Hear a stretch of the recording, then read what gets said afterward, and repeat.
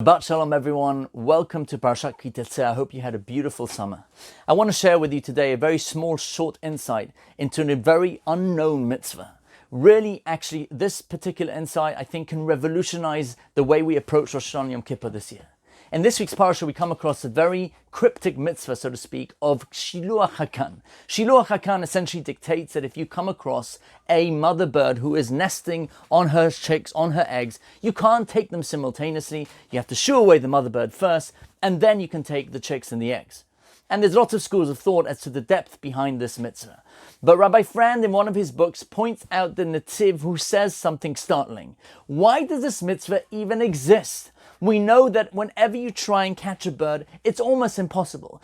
Other than the suicidal pigeons of London, if you approach a bird, the bird flies away. So why are we even faced with such a mitzvah? Surely once you approach the nest, the mother bird is going to fly away. Why then does she not fly away? And the answer is because of the motherly instincts of what we call compassion, that the bird has for its chicks. It sticks around, it hangs around by the nest. The mother bird defies her natural instinct to flee because of a human being approaching, because she has a stronger natural instinct to protect her offspring.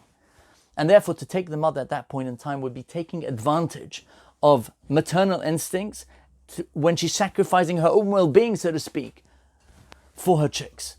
The Torah can't allow it, and therefore it's prohibited, it's forbidden. But there's a whole new level of understanding here I'd like to share with you.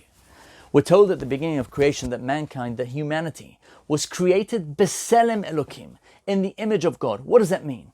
Don Yitzhak Abarbanel, the former finance minister of Queen Isabella and King Ferdinand in Spain in 1492, was also a prolific rabbi.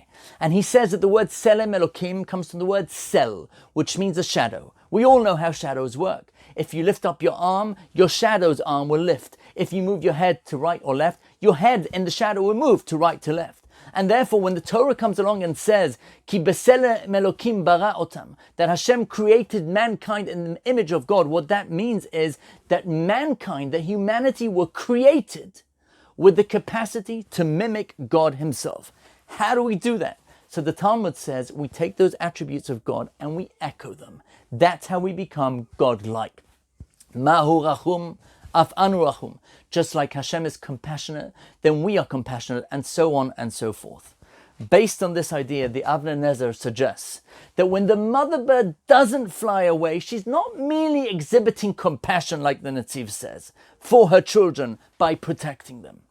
At that very moment in time, the bird exhibits the attribute of rachamanut, of compassion. She's no longer a bird. It's a higher form of creation.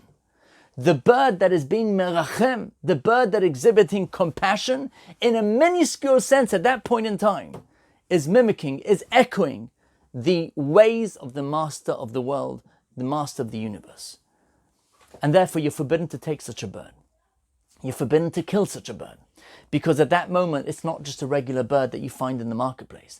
The whole dispensation after the flood for mankind to be allowed to take a bird and slaughter it and eat it is because man was created in the image of God, but animals and birds were not.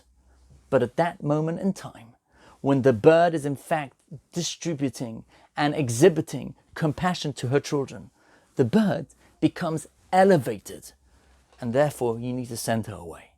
What a lesson. If a bird, a mundane bird, can have that compassion and can be elevated to the highest of heights, that you have to shoo her away first, how much more so for mankind and humanity to exhibit that form of compassion, that we too will become elevated. We too will become better people. And as we approach Yom Kippur, what a lesson, that if we can learn to be compassionate like the Almighty Himself, then Hashem will have His compassion on us as well. He will forgive us for anything we've done wrong and inscribe all of us in the book of life for a year of blessing and success. Shabbat Shalom.